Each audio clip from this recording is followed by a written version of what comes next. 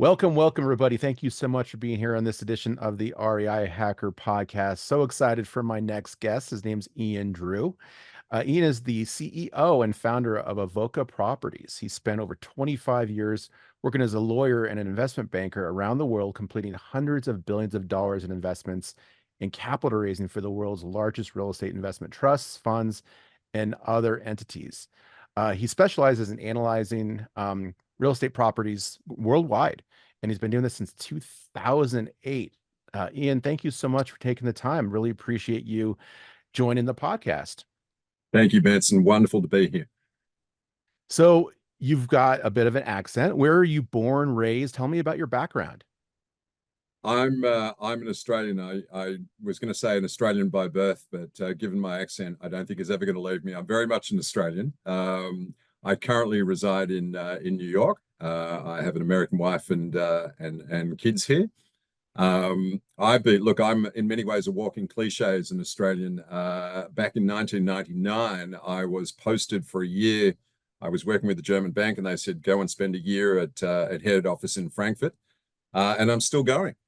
Some 25 years later. So I've been very fortunate to have worked all around the world in most of the major financial centers. Spent some time in Frankfurt, as I said, in London. Quick stint in New York, Hong Kong, and then here I am back in New York.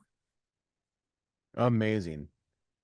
So you've been all around the world. You've done some really cool things. You've been involved in, some really large products, some even smaller products, single family, all the way up to large multifamily deals. Like, what were the beginnings like when you first started getting into real estate?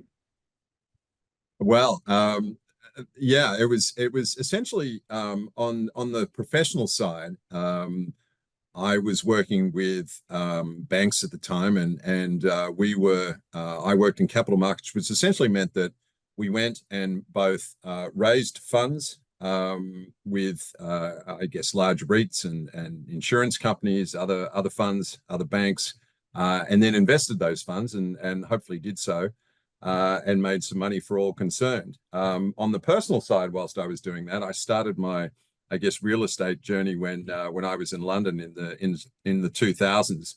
I was living in London, and a friend of mine said, "Look, you should go up north where you can buy single family houses on a credit card." And he wasn't lying. So I used to go up to various towns up north. I'd jump in my little Mazda and drive 5 or 6 miles up the motorway. And I actually did buy 2 or 3 properties on my credit card to start my real estate investing career. I wouldn't recommend it. It was an enormous amount of work for virtually no return, but I certainly learned some lessons on what to do and what not to do. We initially my wife and I came to New York in 2008, and we're both bankers, and we arrived days after Lehman's collapsed. So it was very clear very quickly that I wasn't going to be working in a bank anytime soon. So I really sat down and thought, what do I want to do? And I chose real estate, which was kind of my main love outside of my professional career. And once again in New York, I started by buying some single family homes. And in 2010, bought my first multifamily in Austin, a 32 unit project, which was an amazing experience. I could write a book on what not to do, and I think it'd be a bestseller, because I think that every mistake that was made, I made it on that first property. But I ended up keeping it for a decade. Made a good return on it in the end, but there were some long and painful lessons learned. So what's the dichotomy in your mind is from being like an investment banker with, a large company like Morgan Stanley to now running your own company? What you don't appreciate when you're working with a bank, and this again is no slight on anyone who works with a bank, but one of the things that I guess we took for granted when we were working for a bank is any time we walked into a meeting, we had the moniker of Morgan Stanley kind of hanging over our heads. So whether we knew that people, it was always good, of course, to know clients beforehand, but if we didn't, it wasn't problematic, because they knew that we were from Morgan Stanley, and so in essence, it was all about the product in the sense. They didn't really care about me per se. They wanted to see what the product or structure was that we were presenting to the client, and then they looked at Morgan Stanley as an institution and felt comfortable that they were dealing with a reasonably solid institution. If they liked the product, they generally went ahead with the transaction. One of the great difference between that career and what we're doing now is when you start out on your own, which again is something that I have always wanted to do, and I'm absolutely thrilled to be running my own firm. But when you go and when you start a new firm, as people who have done it will know, you've got to create those relationships. You've got to engender that trust. You don't any longer have Morgan Stanley behind you. Now I have Avoca Property, which I totally obviously believe in, and it's a wonderful firm, but people don't know it. And so what I need to do is, our business is all about trust. It's all about relationships. And so I've been lucky. I've been able to leverage great friends, clients, and colleagues that I've had through my banking career, but I'm also constantly in the process of meeting new people. And getting them on board with what it is that we're doing, and so far so good. Which is, that's how we met, right? So we were both at a real estate conference in Houston, a capital raising conference. Is that where you find some of the people that you can partner up with? Is it these conferences, or how do you typically find people to invest with you or to work with you? Yeah, well, I mean, great question. So look, there's any number of ways. One of the first things that I did, I think a lot of people make the mistake when they start out in multifamily investing of getting onto the investing side, the acquisition side too early. And so I took a step back and thought, look, I don't want to be in that position whereby when we make an investment, we suddenly turn around and think, we haven't got the capital base behind us to do that. So I spent a couple of years initially wandering up and down Wall Street, gathering my old contacts and really putting together a core level of investors. But even then, that wasn't enough. I don't think that you can rely on the people that necessarily, just in terms of volume. I can certainly rely on them as individuals. So yeah, I joined 2 or 3 fantastic mastermind groups of like-minded people who were doing the same thing that I am.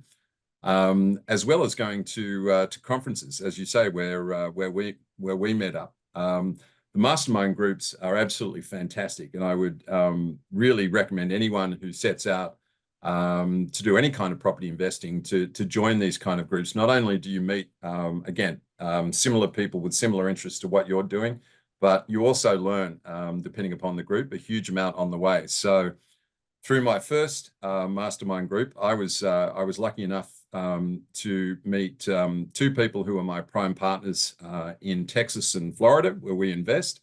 My partner is a chap called Homer Cabello. Homer heads up essentially multifamily for the state of Texas. So he's an amazing partner to have, just a wealth of knowledge and just an amazing individual. So I was very lucky to meet him. And we're constantly looking to meet new people to, I guess, expand upon and our investor base and let people know what it is that we're doing, which is all about bringing wonderful transactions to people and making them very wealthy.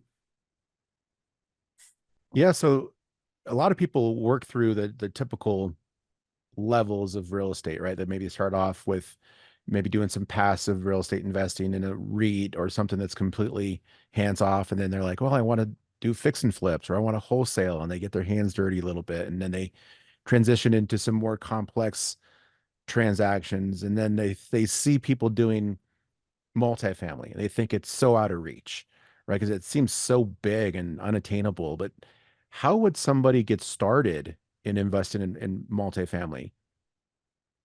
Well, I think I mean, look, there's a number of ways to approach it, and I can only speak in my personal experience, which I think is a good way. I started my multifamily journey, if you will, by being an investor myself. I was a When you invest, you often assume a limited partnership, or you're an owner or a limited partner, which essentially means that as an investor, your income is passive. You're not involved in the day-to-day running of the particular transaction. But generally, as a limited partner, you can speak with your general partners, and general partners are the people who are actually doing the day-to-day work of acquiring and owning these properties. And I learned an enormous amount. I probably invested in about 10 transactions as a limited partner before I considered branching out and getting into multifamily acquisitions full-time as a general partner. So, that's one route. I just went to a wonderful conference of medical professionals who are involved in real estate, and there was a fantastic debate between the virtues of being an active participant versus being a passive participant. And I think the answer is that both have their pros and cons. There's no way around it. If you want to be an active participant in multifamily, or really any form of real estate for that matter, it does take up a lot of time, and it does involve a lot of risk. So I guess if I was to offer a piece of advice, it would be make sure that you are confident and that you feel within yourself you are fully informed as to what it is that you're going to do prior to leaping into the active side of investing. I think that people have been caught out either jumping in too quickly, or perhaps not doing what I would call some form of apprenticeship by virtue of being a limited partner, or at the very least joining masterminds, joining educational groups before jumping in. But once you do, and if you feel that you're ready, it's a wonderful experience. Oh, it is. I'm sure. I mean, there's all different levels, right, of learning the business. But the risk is so much higher with multifamily, right? So if you make a mistake on a wholesale deal, like that, not too much can happen to you, right? Very, very little money out of pocket. And you can always cancel the contract. You can do some things. But if you make a mistake on a multifamily property, like the risk is exponential, and the losses could be exponential as well, right? So, Absolutely. so what's a good level of due diligence that somebody can do before they make that leap into maybe even doing their first LP deal? I think there's no shortage of material, and I'm involved in one of the groups I'm involved in is a very well-known group called RE Mentor, and that's headed by a chap called Dave Lindahl, and Dave often talks about his journey and when he started out in real estate many years ago.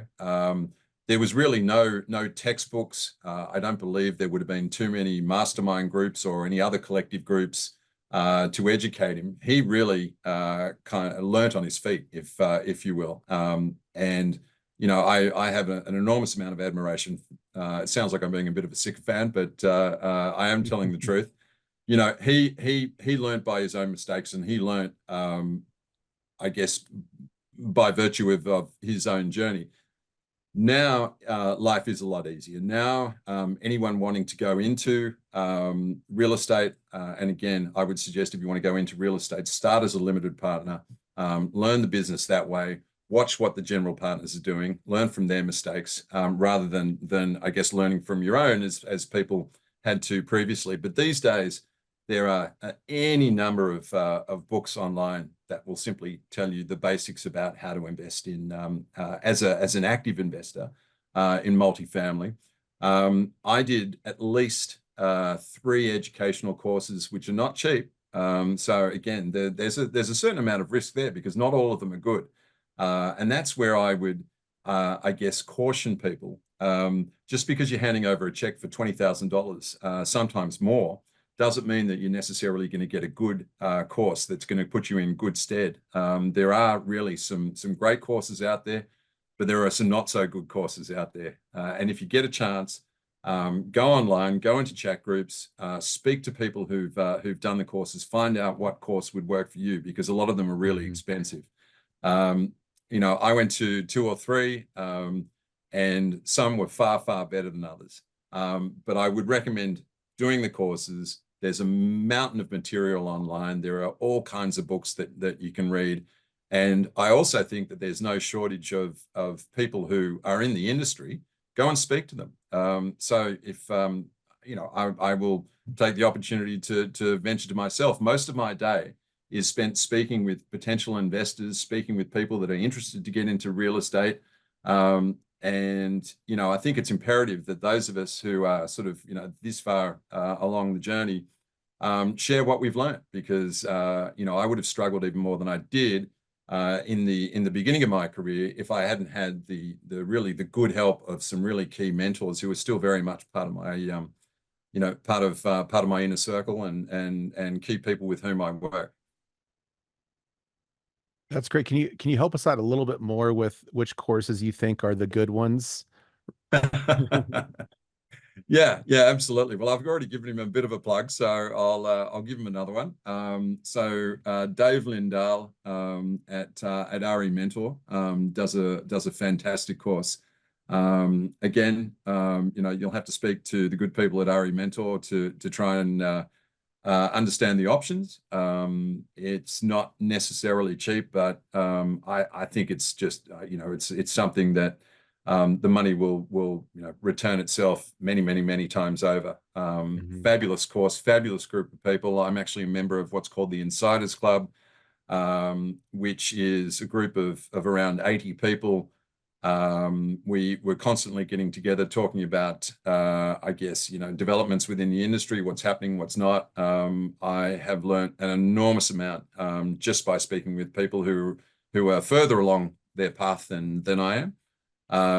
And I think not only is there this business is all about relationships. So I should add that you can learn so much by doing a course. You can learn so much by reading a textbook.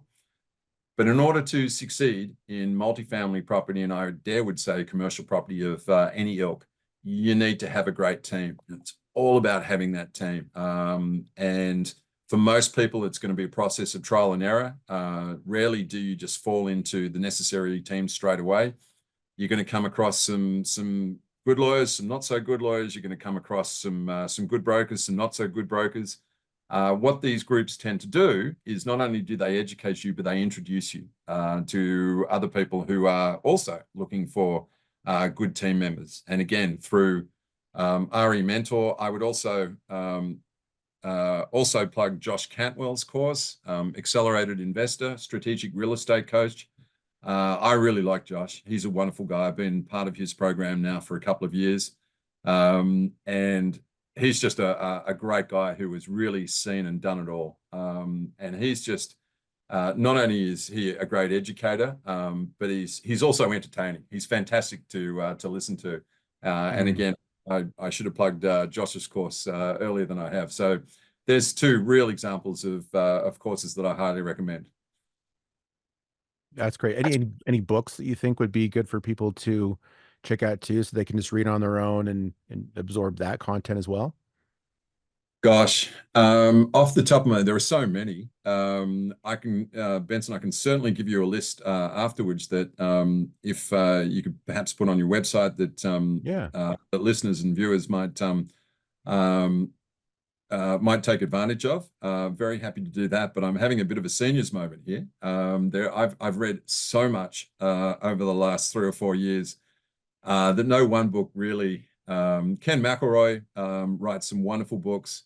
I can't remember the titles of Ken's book, but I think he was the first. Ken actually was involved with Robert Kiyosaki and the Rich Man Poor Man series, one of the great investing kind of classic educational courses, and I found his books to be fantastic. Dave Lindahl, as an author, has written a couple of books, and that's how I got onto RE Mentor after reading those books. I know that Joe Fairless has written a wonderful book. I'm not going to embarrass Joe by misquoting the title of it, but it's something like the really great book to apartment syndications or some such. There's sort of 3 or 4 authors that come to mind. Great. And you brought up the word that we was getting to next, which is this word syndication. Explain to the audience what this means in the multifamily world. Yeah. So there's essentially In multifamily, there's two broad paths that one can take to essentially present transactions to investors and to get investors involved. The first is by raising a fund. So the idea is that when a person, I guess, has a significant and substantial track record, they can go to investors and they can say, hey, if you give me $100 now, then when the fund closes, we're going to take that money. We promise to pay you X% on this fund.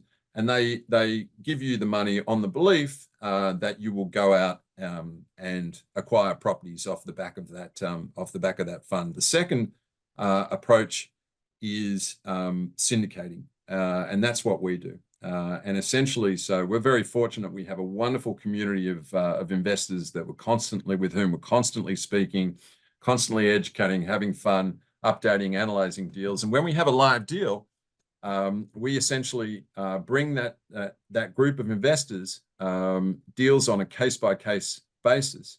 And so an investor can look at a deal, they can say yes or no on a no obligation basis. And if they don't like that one, they'll just wait for the next one. And so the idea is that you're looking at a transaction on an individual basis as opposed to investing in a fund, kind of on the promise and belief that person will go and buy a property in the future. So in both cases, you're putting a lot of faith into the general partners that they know how to find the right opportunities. They know how to analyze them properly to make sure they have the, good returns. So you're putting a lot of faith in these general partners. Now, in the syndication side, there's, I guess, two categories, right, of being able to market, to bring these people into the fold, right? So you got your 506C, right, and then B. And what are the differences there? Well, and a 506B is for essentially anyone. And a 506C offering is for what's called accredited investors. And there's a certain set of rules. If you want to attract only accredited investors, then investors have to comply with a certain set of rules involving their income, their net wealth, and it really determines what approach you can take. So if you offer a 506B offering, that essentially means that you are making an offering to everyone, both accredited and not accredited investors. And that you have to be in every offering, you have to be extremely careful, particularly these days, that you comply with the SEC rules. 506B offerings to everyone, I think, limit the scope as to how you can market the transaction. You can't kind of do broad advertisements. You need to have a pre-existing relationship with your investors. A 506C offering, on the other hand, I won't say is a little more lax because I'll get the SEC calling me straight away, but it allows you, because you are seeking and working only with accredited investors, the rules on pre-existing relationships are different. You essentially are going on the faith and trust of the investor, who in turn has to sign up that they are an accredited investor, and various ways and means to do that. And it's essentially, it's just each general partner will have a view depending upon the transaction and what kind of relationships they have with their investors as to which approach they'll take. So is one approach more costly than the other? Is there, because with the C, you have to do some filing, and what does that process look like? It's a great question. With the C, there is certain filing and certain rules that you need to uphold. The investors themselves have to certify and go through a process to indicate and prove that they are accredited. It allows you to, I guess, mass market if you have a transaction and you want to reach as many people as possible. You're able to use, I would call old-fashioned media as well as social media. Whereas 506B, you have to be super careful that you are able to prove that you have a pre-existing relationship with all of your investors. So in terms of the compliance, it's a different form of compliance. And these days, all I can say is that there are stories hitting the press. I wouldn't say daily, but often enough, where all investors, active and passive, should be very aware and very concerned that they comply with the SEC, because the SEC is certainly cracking down on those that don't comply, and the punishments, as we've seen, are very real. Mm. Do those punishments trickle down? Does it hurt the investor? So let's say that the general partner didn't make the proper compliance, and they marketed the deal incorrectly, but it closes, people put money in, and now all the investors own this asset, but now the general partner's in trouble with the SEC for non-compliance. What happens to the LPs? That's a great question. Fortunately, we've never had that situation, so I don't know the answer. Okay. And I think that's probably better suited for an SEC lawyer to answer. But I would say that it's all else being equal, I would be nervous if I was an LP investor. And it's not just, I think, a case of what legally your position is if you invest in someone who hasn't abided by the SEC rules. But you really should be in a almost a holistic kind of non-legal sense. You're investing with someone who has broken rules, and if they're breaking laws in that respect, what else have they done? Right. And look, unfortunately for our industry, when money was cheap and prices were just going up and up and up. A lot of, I guess, and that's not true. Let me take a step back. I want to be a little bit careful here. Some multifamily active investors were, I guess, not doing the fundamental analysis for every property that they were selling, and they were hoping simply to ride the wave, whereby if they bought it for 100 in I guess 2019.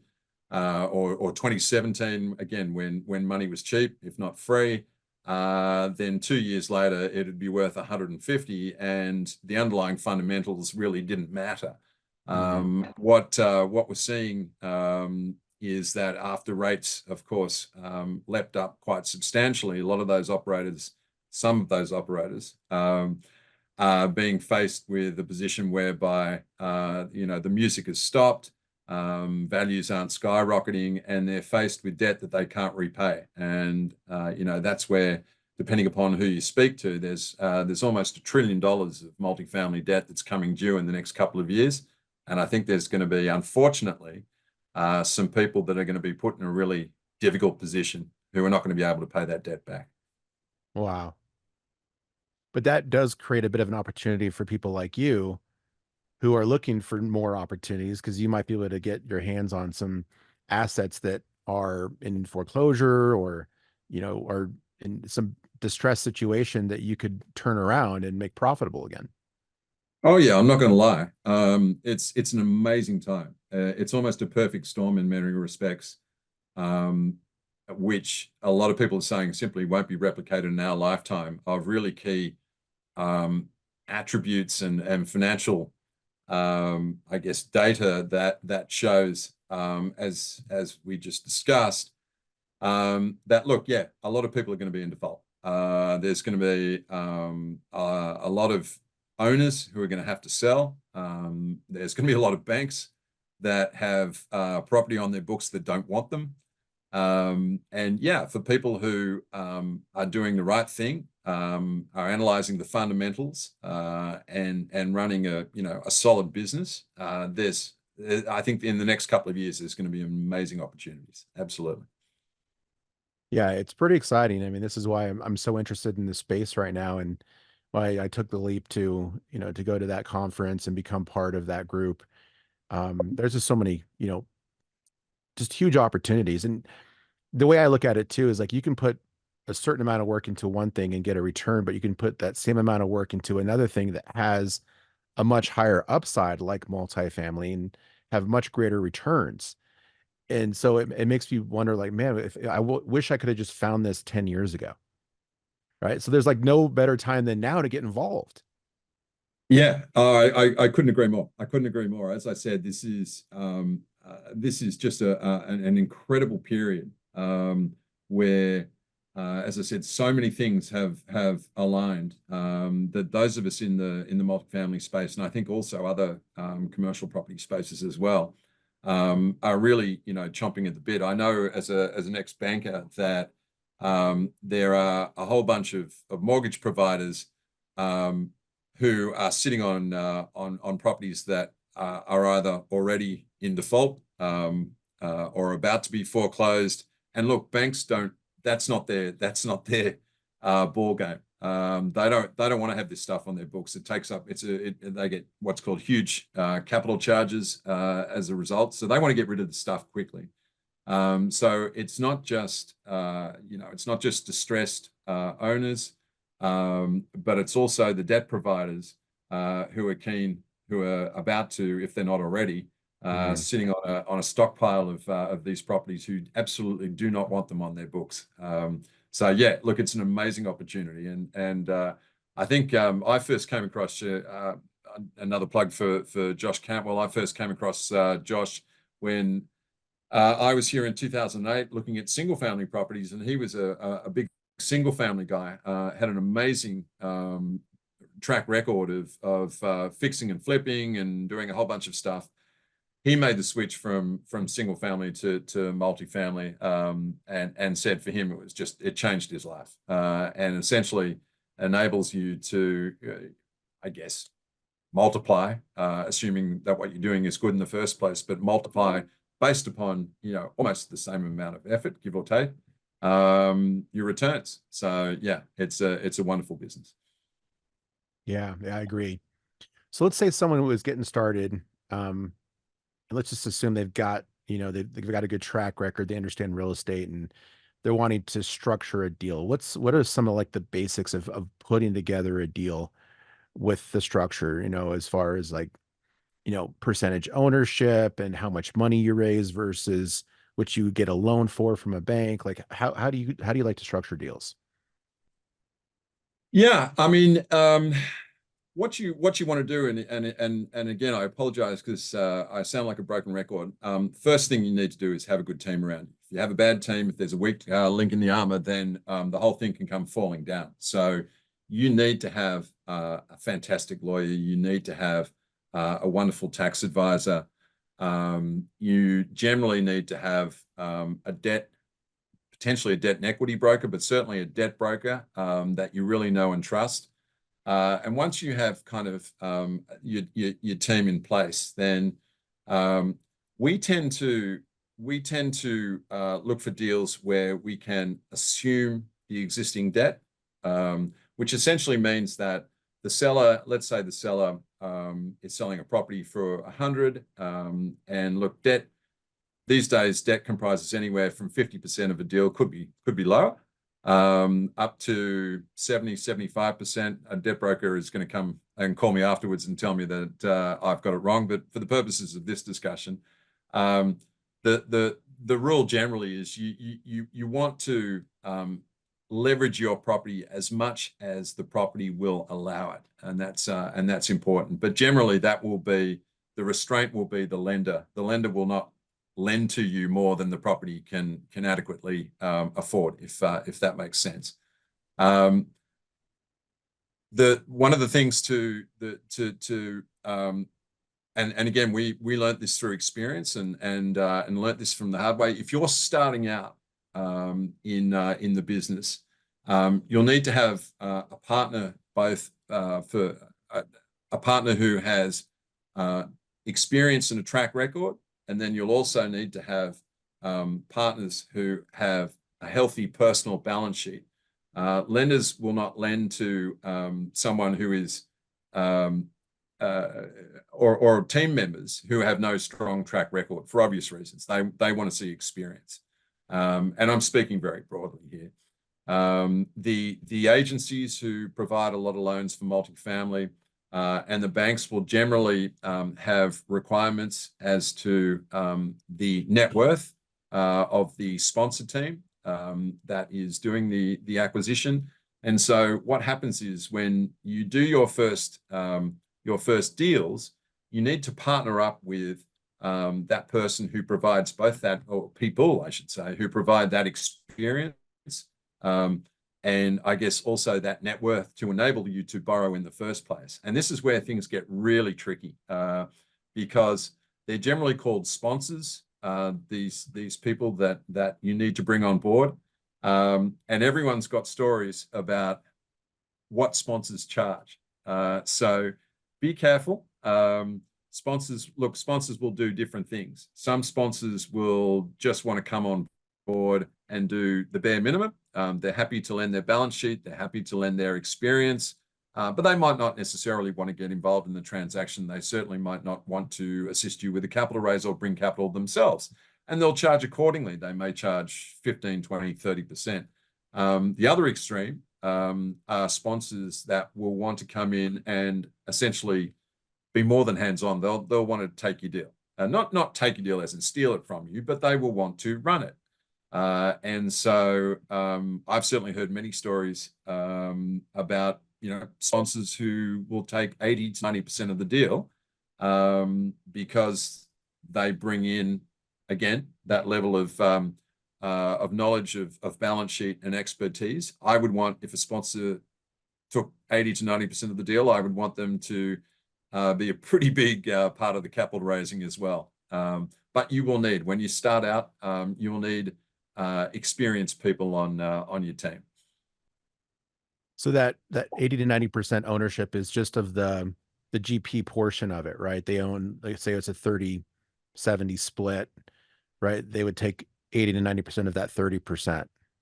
That's correct. Yeah, absolutely. And look, you actually raise a good point, which I didn't talk about earlier. Every transaction is different, but if you had to generalize, the market is generally leaning towards sort of a 20%, 80% split as between the GPs and the LPs. It can go to 50-50. I know people who are that good at what they do. I won't name them in this instance to embarrass them or put people off investing with them, but they get away with a 70-30 split, 70 to themselves and 30 to the LPs, simply because their deals are that good that the returns to the LPs are still sufficient to get them in the deal. But generally, it'll be a 30 sort of 70 split. And then when you bring in, depending upon the size of the deal, and this is important, and we learned the hard way. So my background is in dealing with institutions. So some of the early stuff that we were doing, we tried to bring our institutions in. Institutions are tough in multifamily. I want to work with institutions more, but they will negotiate a harder deal than if you capital raise from individuals. And so I think most people, when they start out for their first one or two deals, will generally seek to get most of their money from friends and family, if that's possible. That's the way forward. Got it. Have you ever been a sponsor on a deal? I haven't. No, I haven't ever sponsored a deal. I probably am just reaching the point now where I have sufficient experience and expertise to sponsor deals, but I've just been solely focused on my Avoca Property stuff. I've been the person seeking the sponsor for the first handful of deals that we've done. And actually, that's a great question. Probably something I should think about doing soon. Yeah, it seems like kind of like the next level, right? And especially with, these communities of people where everyone's trying to level up, right? And so there's people who are reaching up looking for help. And, that's one of the ways that you could, potentially help some people that are getting started. So we talked about structuring the deal. And now let's get into the fundraising portion of it. So let's say you're doing a 506B, right? Friends and family, non-accredited investors. What do you think is some good ways for those people to raise money? If you're doing a 506B, oh, well, that's all about relationships, all about relationships. So the key for a 506B deal, in fact, the key for any deal is to create the relationships with your potential investors, ideally well prior to the deal. I think one of the mistakes that a lot of people make is to race out, get the deal first, turn around and think that the deal sells itself. Investors, I think, in this space, because they are putting an enormous amount of trust in you, and I think that in the sort of earlier days when it was very rare to see a property fail, then I think investors were potentially a little more lax in terms of perhaps doing their due diligence on the person with whom they're speaking. But now, where we've seen deals collapse because they weren't structured property, deals collapse because, look, either they had an incompetent GP or perhaps a dishonest GP. Investors need to have a pre-existing relationship with you. So I would strongly recommend anyone who is considering going out and being an active acquirer of property in any form, be it multifamily or any other version of real estate. Start off when you set your firm up. Start off building an investor base before you go out and buy the property, because it's really tough when you buy a property and you don't have the pre-existing relationships to go out, because there's two elements. It's not just the transaction that investors are, but investors are really looking at you. And particularly as the older an investor gets, very broadly speaking, the more risk averse they are. Their number one concern is, am I going to lose my money when I invest in this with this person? And I think for you to convince them that the answer is no to that question is much easier when you've had a pre-existing relationship, as opposed to bringing someone a transaction with no pre-existing relationship and saying, what do you think? Right. Yeah, that makes it difficult too, because you've heard the old adage, like, never do business with family, right? Or never do business with friends and family. But Yep. that's the way this 506B is structured, is like, you got to go ask for money from people you know. And Yeah. that's Yeah. And a that's how difficult most people. balance. It is. And look, multifamily, I think, breaks that rule. I think most people will start off seeking investments from friends and family. And I think again, you read of a lot of the educational materials. That's, I think, how most people started off, particularly if they're looking at buying single family or perhaps a duplex, something relatively small. Most people's stories start off with an investment from someone that they know, and that's generally friends and family. And as you say, for the sake of the relationship, the sake of your family, you've got to hope that works. Yeah, you certainly do. And this is why I think it's so important for those people that are getting started to really make sure that they've done the research, they've educated themselves to the best of their ability. But everyone's got to do their first deal, right? So that's why maybe the sponsorship situation is so important, because you've got that person who has the experience, who's got the balance sheet, who can help navigate those early GPs on those early deals so that they don't go sideways. Yeah. Yeah, sponsors are crucial. I mean, when you've done your first deal, I would never say multifamily is easy or capital raising is easy, but it's a totally different proposition.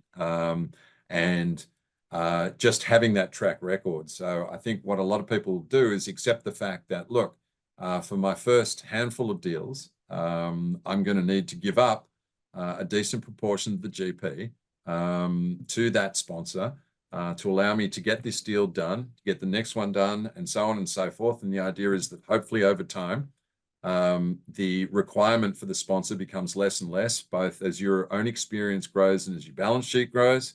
And then it's almost like a child leaving the parent's home.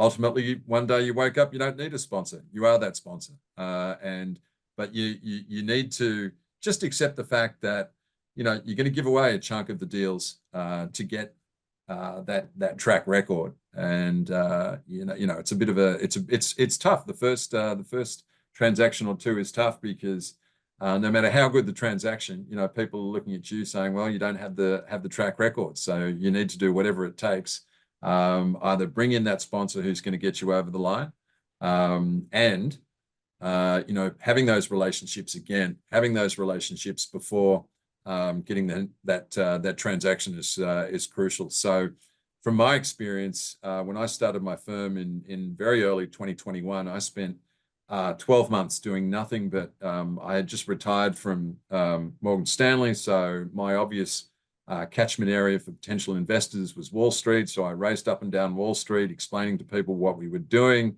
And I really did that for 12 months before I felt comfortable enough that I've got a good, solid core of investors, such that if I was to go out, win that bid for my first project, that I would be able to fund it. And I'd recommend other people to do the same. I've made many mistakes, but I don't think that was one of them. So let's say you structure your deal, you're doing a 506B, you successfully raise the money to close the deal. Now you move into operations, right? So any sort of advice on those early operators and how to make sure that they get that return back to their investors? Oh, yeah. Yeah. So having spoken about having a good team, and having spoken about lawyers and brokers and tax advisors, I think the number one, the most important member of your team is the property manager. And I still wake up in a cold sweat over my first property, which was that 32 unit that I told you about in Austin that I purchased off my own balance sheet. Amazingly, it was in a pretty terrible part of Austin, I should add. And so for the majority of the time that I owned that property, I was actually living in Hong Kong. And so a 32 unit multifamily, which is a small multifamily property in a really bad area of Austin, was not the magnet that attracted the best property managers to my particular property. So I owned that property for just under a decade, and I think I had 6, if not 7 property managers. Oh, wow. Yeah, What yeah. did you buy it for again? What did I buy it for? What was the price? Oh gosh, I think the purchase price was something like 1.2 million Okay. way back then. This was again, this was not a grand property.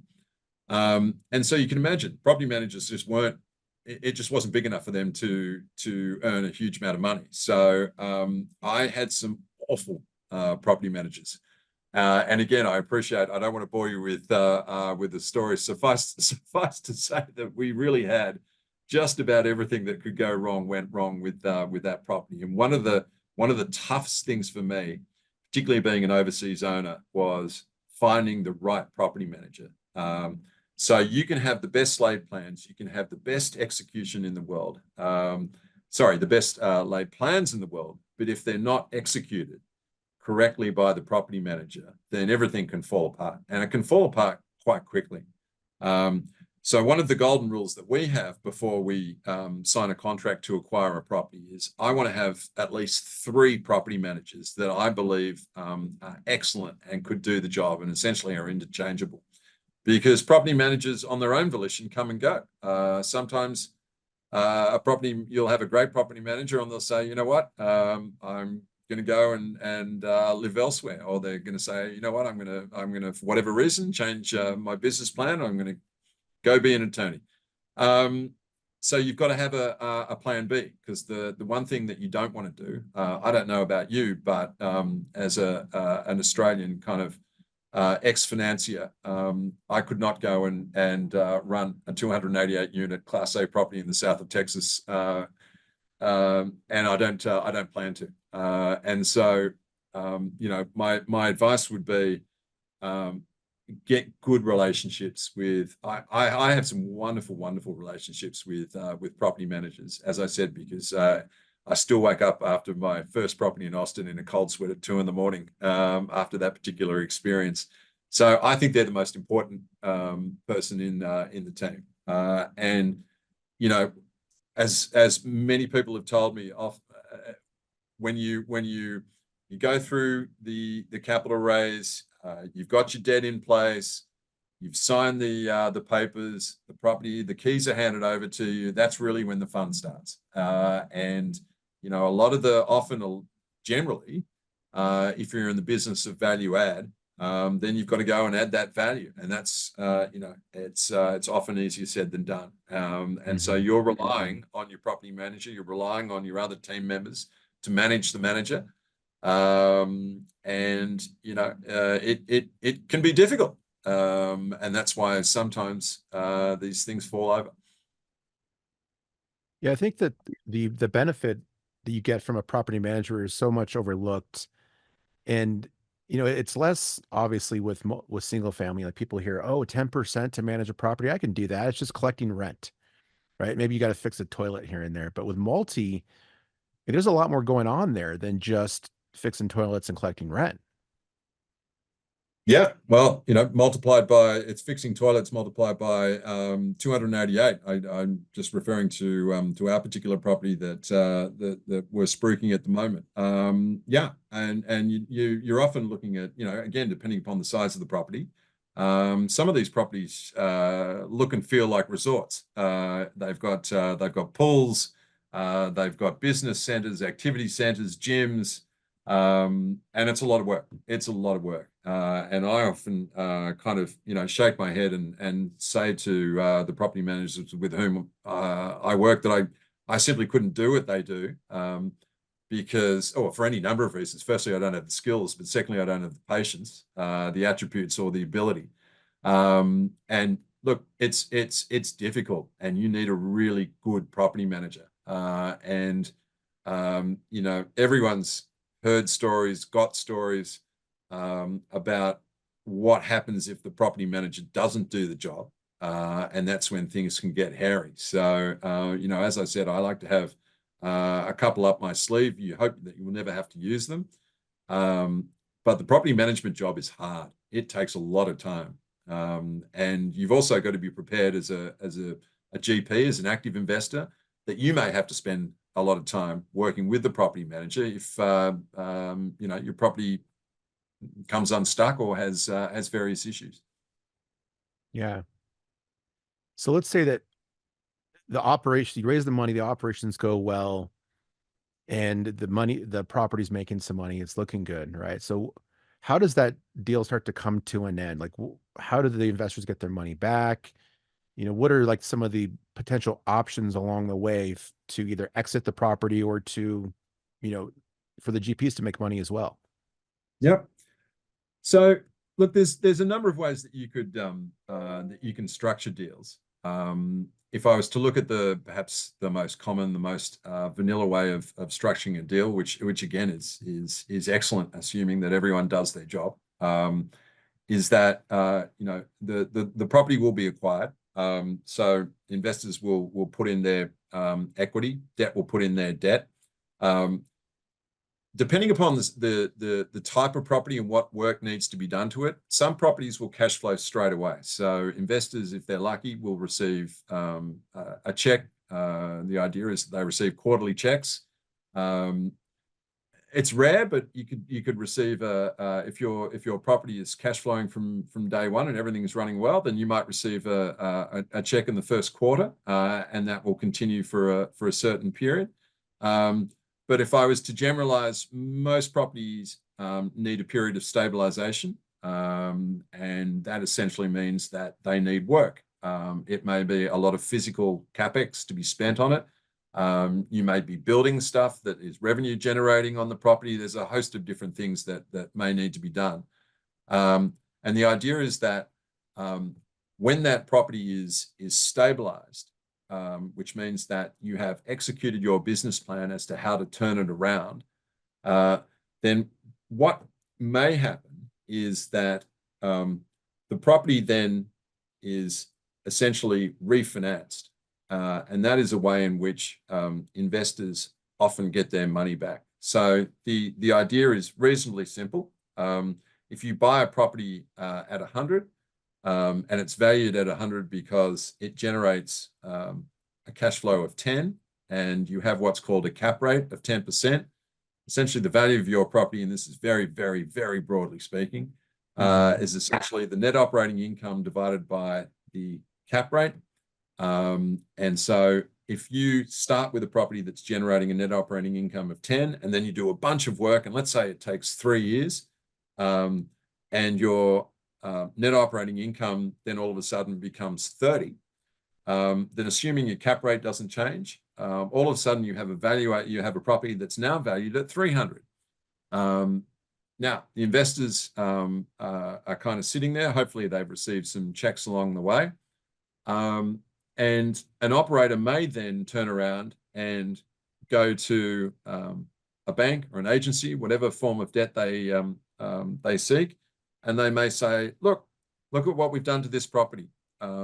We think it's now valued at 300. Do you agree? If so, could we please borrow 75% of the new valuation of 300? And assuming that the provider of debt agrees to you, or with you, I should say, then they'll give you, let's say they give you they refinance and they give you new debt of 75% of 300. My maths isn't great, but let's say it's around, let's say they give you 240 worth of debt. Then essentially you're able to take that debt and you're able to say, okay, here, Mr. Investor, I'm going to pay you back. Now, again, this all depends upon the individual deal. If you're able to pay investors back in full, then all the better. So an investor may get paid their money back in full. They may get paid a bit more if the amount of debt allows it. Remember, in this example, the original equity that was put in was 30, the original debt was 70. So this guy's gone and refinanced and got 240 of debt. So he's repaid 70 of the original debts. Now he's got 170. He might repay his investors in full. So out of that 170, he's given them 30. And then depending upon the terms of the investment, he might say, hey, I'm going to give you another 30 out of that amount of debt, which is also tax-free for the investors because it's technically debt. And all of a sudden, an investor in 3 years has doubled his or her money in a very tax-efficient way, and that's a great deal. Or an investor may decide at the end of 3 years, after stabilizing the property, that he wants to sell. So rather than refinancing and getting some debt and continuing to own the project, the active investor may say, all right, I'm going to sell it for 300. Remember, it's now valued at 300.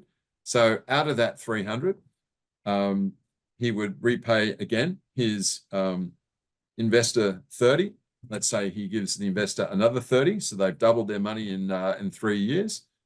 And I guess the active investor is left with, in this example, a reasonably healthy amount of money that he or she has made as a result of 3 years worth of effort. Again, there are so many ways to skin a cat. That's just an example of one of them. I could babble on, which I won't, for hours as to all the different ways to structure a transaction, but that's broadly the most common way that investors are making money out of these things. Yeah, and along the way, there's so many different things that could have happened, but from the investor perspective, it seems like it's pretty hands off, and as long as everybody does their work, then it's a good investment. And you think about all the other investments that they could have done. They could have put their money in the stock market, right? Which we know is fairly volatile, or they could have, gone out and been more active and done fix and flips or some other strategy. And that's why real estate's so great, is because it typically appreciates, right? Like you said, when times were good and they didn't pay attention to any of the fundamentals, properties were still making money because they were all appreciating so much. And so, it seems like from my perspective, it's a fairly safe, relatively safe investment when you invest in these large multifamily properties, assuming you've got good operators. Yeah, absolutely. I mean, as a limited partner, what you need to do is you need to read the investor presentation. You need to read the offering memorandum. You need to read the subscription agreement if it gets to that point, and what's called the private placement memorandum, and make sure that what the active investor is saying makes sense. There are tons and tons and tons of deals out there, and essentially the choice to invest is, I guess, driven by two things. One is you have to like the deal, and you have to think that that particular investor is going to do what he or she says they're going to do. And then you look at the person and you take a punt as to whether you think that person has the expertise and experience to execute, to actually do what they say they are going to do.